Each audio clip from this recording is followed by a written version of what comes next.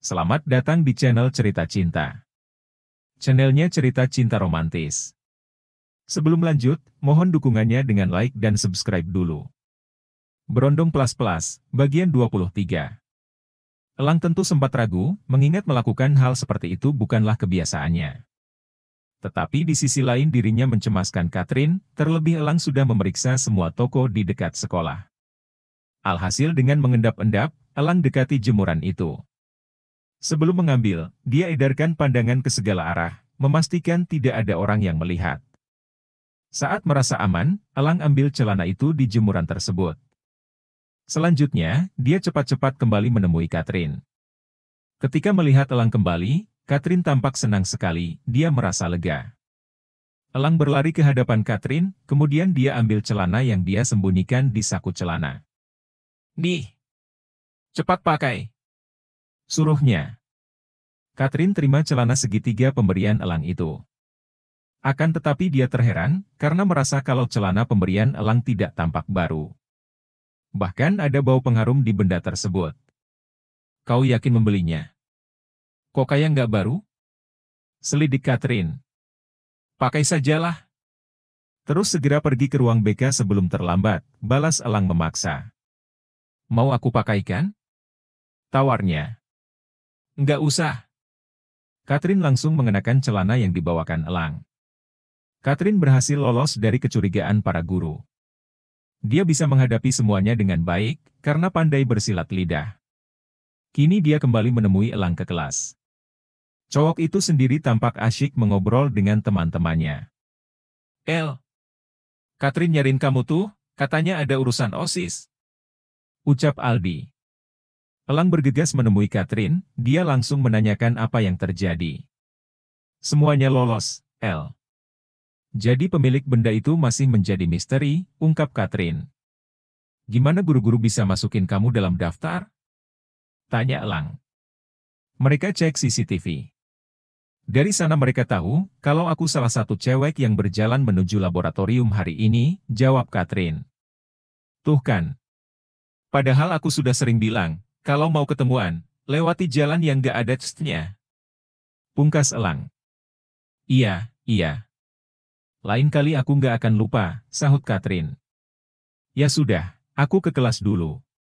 Sampai jumpa pas pulang nanti," pamitnya yang segera beranjak pergi. Ketika pulang sekolah, Elang selalu mengantar Catherine terlebih dahulu. Kini cewek itu baru saja turun dari motornya. "Mau mampir nggak?" tawar Catherine. "Lain kali aja deh," sahut Elang. "Udah berapa kali aku tawarin mampir kamu selalu menolak. Apa kau nggak mau mampir ke rumahku yang jelek itu?" tukas Catherine. "Bukan begitu, aku segan sama keluargamu. Kan kau bilang, kalau rumahmu ada banyak penghuninya. Orang tuamu, kakakmu sama istrinya, belum lagi 2 adikmu," balas Elang panjang lebar. "Benar juga sih. Kau pasti mati kutu diinterogasi sama mereka," Catherine terkekeh. "Ya udah, aku balik." Elang pun beranjak dengan motornya. Di perjalanan, Elang menghela nafas panjang. Sebenarnya, dia tidak memiliki perasaan sedikit pun pada Catherine. Memang benar kata orang, cinta pertama itu sulit dilupakan, darah masih menempati tahta di hatinya. Ponsel Elang mendadak berdering, ia mendapat telepon dari Rilly. Perempuan itu memberitahukan, kalau dirinya sudah mendapatkan tempat bagus untuk membuat kafe. Elang segera menemui Rilly, dia memeriksa tempat yang diberitahu perempuan tersebut. Benar saja, tempatnya memang bagus. Tanpa pikir panjang, Elang langsung mengurus penyewaan tempat itu. Sekarang dia hanya perlu mendekor, dan membeli bahan-bahan untuk kebutuhan pembangunan kafe. Hari demi hari berlalu. Sekarang Elang sudah naik ke kelas 3, itu merupakan langkah akhirnya di SMA. Semenjak putus dari Dara, Elang sudah tak pernah melayani pelanggan lagi.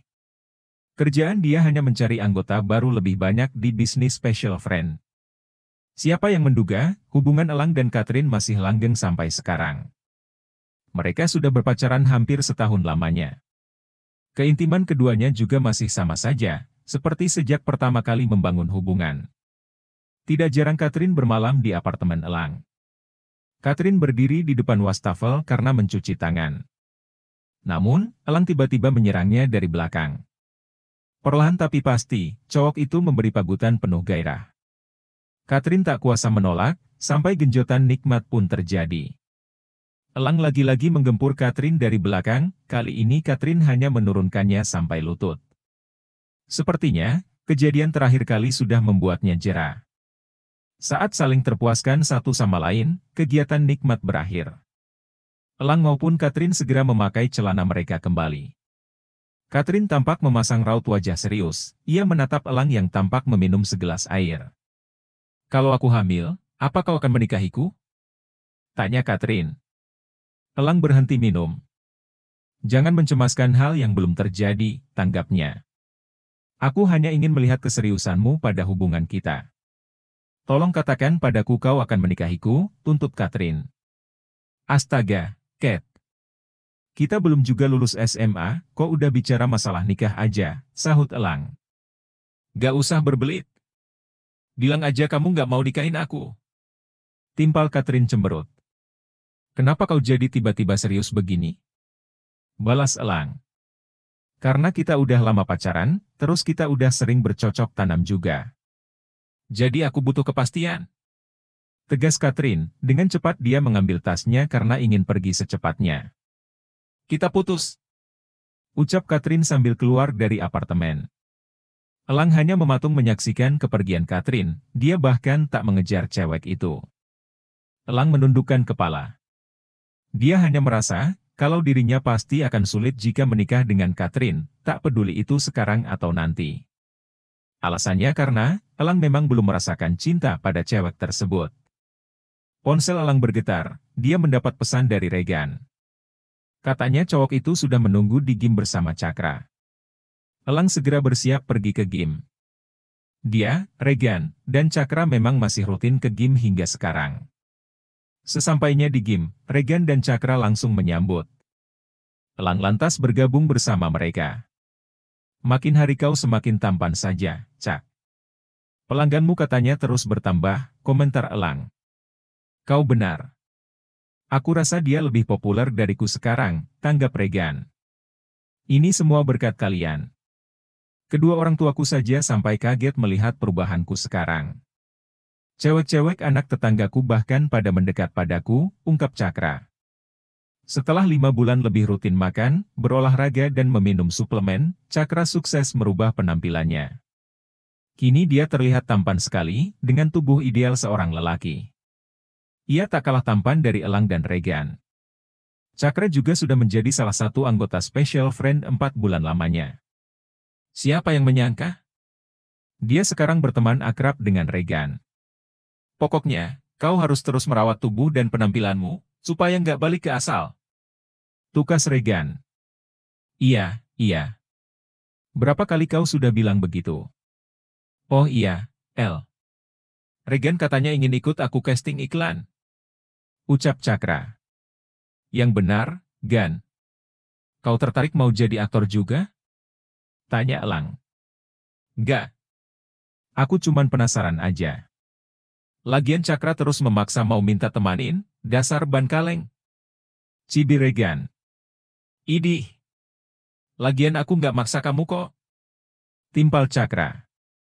"Jelas-jelas maksa, kok nggak ngaku," balas Regan. Dia dan Cakra terus berdebat. Elang yang melihat hanya bisa menggeleng maklum. Puas berolahraga, Elang minta temani Regan untuk membeli mobil sport. Cakra juga memilih ikut bersama mereka, ketiganya langsung berangkat ke dealer mobil terdekat. Sayangnya mobil sport yang diinginkan Elang stoknya habis. Alhasil, dia harus menunggu mobil yang diinginkannya beberapa hari. Elang sendiri sama sekali tak masalah menunggu. Yang penting, mobil pesanannya sesuai seperti yang dia inginkan. Selain mengurus mobil, Elang juga tak lupa mengurus pembangunan cafenya.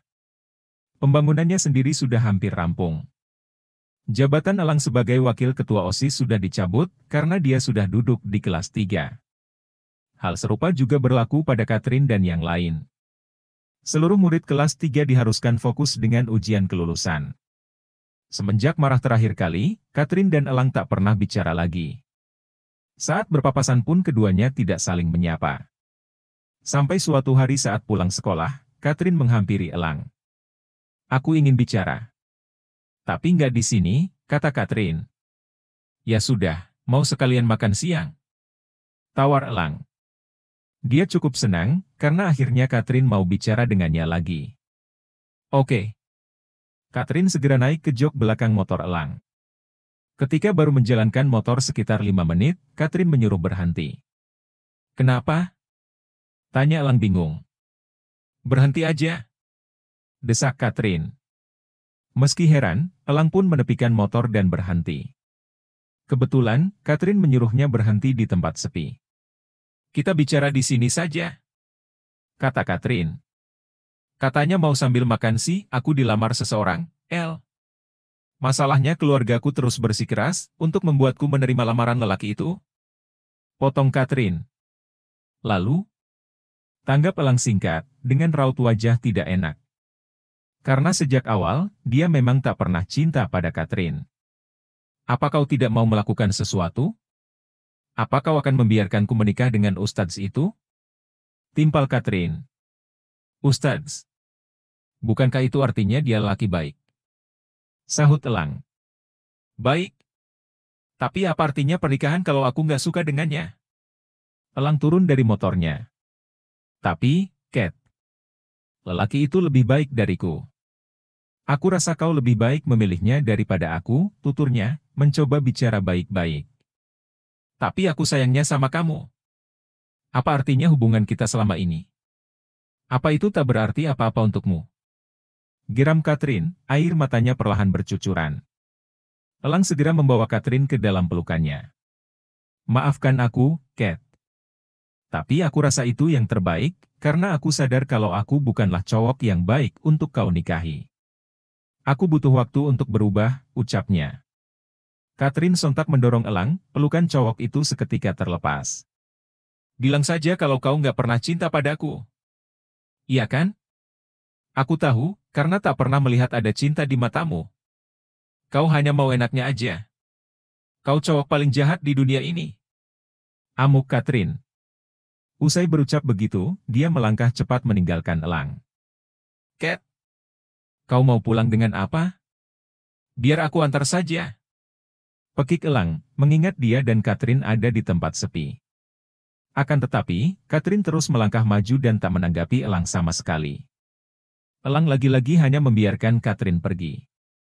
Dia memandangi Catherine dari kejauhan, sampai memastikan cewek itu pergi dengan aman. Catherine terlihat menaiki sebuah taksi. Semenjak itu, hubungan Elang dan Catherine benar-benar berakhir. Di masa-masa terakhir sekolahnya, Elang tidak hanya sibuk untuk belajar, tetapi juga mulai membuka kafenya. Elang kini sudah mendapatkan mobil sportnya. Meskipun begitu, dia tidak memakai kendaraan tersebut ke sekolah. Elang sengaja menyiapkan mobil sport itu untuk kuliahnya nanti. Bisnis kafe Elang berjalan cukup sukses. Tentu saja dengan bantuan promosi anggota dan pelanggan Special Friend. Anggota di Special Friend juga bertambah seiring berjalannya waktu, itu semua terjadi berkat kerja keras Elang. Sekarang Elang sedang berada di kafenya, ia sedang mengobrol di balkon bersama Rilly. Mereka sama-sama menikmati udut dan segelas bajigur. Untung kau membuat konsep yang nyaman untuk kafe ini. Jadi orang-orang pada betah nongkrong di sini. Aku yakin kafemu ini akan populer, ujar Rilly. Semoga saja begitu, tanggap Elang. Aku tak percaya, Regan dan Cakra keluar dari Special Friend. Untung saja anggota kita sekarang sudah cukup banyak, imbuh Rilly mendadak membicarakan topik lain. Kita tinggal tunggu saja wajah mereka muncul di layar kaca, sahut Elang. Ia tergelak sejenak bersama Rilly. Kebetulan, Regan dan Cakra memutuskan berhenti di bisnis Special Friend. Mereka nekat melakukan itu, karena memiliki tujuan baru untuk dicapai. Terutama Regan, setelah mencoba ikut casting iklan, dirinya tiba-tiba mempunyai hasrat baru yang menggebu. Ponsel Elang berdering, dia menerima telepon dari Jay. Tanpa pikir panjang, langsung Elang angkat telepon dari teman barunya tersebut. Namun sebelum itu, dia menjauh dari Rilly terlebih dahulu. El, kau jadikan bergabung dengan bisnisku? Tanya Jay dari seberang sana, dia merupakan teman baru Elang. Kebetulan Elang bertemu dengannya saat Jay datang ke kafe. Tentu saja, kasih tahu saja kalau barangnya sudah siap. Aku akan segera beraksi, sahut Elang. Dia membuang udutnya yang sudah habis. Syukurlah kau bergabung. Ya sudah, sampai nanti. Aku akan kabari kalau barangnya nanti siap dikirim. Jay mematikan panggilan telepon lebih dulu. Apa yang kau lakukan, El? Tanya Riley yang sudah berdiri di belakang. Elang tersentak kaget, karena tak menduga kemunculannya. Terlebih, dia sedang membicarakan sesuatu yang harus dirahasiakan. Bukan apa-apa, ayo kita pergi. Ujar Elang sembari beranjak pergi, namun dengan cepat Riley menghentikan. Maaf, aku tadi mendengar semua pembicaraanmu, kau membicarakan barang. Biar ku tebak, kau tidak berbisnis bakonar kan? Timpal Riley. Aku mau mencoba melakukannya. Ini hal terakhir yang ingin kulakukan, sebelum benar-benar meninggalkan dunia gelap kita, tanggap Elang. El. Berbisnis dengan barang haram itu, lebih gelap dari dunia kita. Bisnis seperti kita sulit untuk ditanggulangi oleh polisi, tapi kalau masalah itu, kau akan langsung dipenjara. Aku akan melakukannya dengan hati-hati. Lagian, kenapa kau lebih memilih melakukan itu dibanding melayani pelanggan? Menurutku, lebih bagus berurusan dengan pelanggan daripada barang haram. Riley melipat tangan ke depan dada. Elang memutar bola mata jengah. Aku capek. Oke. Mulai sekarang, aku hanya akan bercinta sama cewek yang kusuka saja, tegasnya, lalu beranjak meninggalkan Riley. Jadi kau benar-benar berhenti? Bagaimana kalau ada wanita yang membayarmu miliaran dalam satu malam? Tanya Riley seraya tersenyum miring. Elang berhenti melangkah. Bersambung.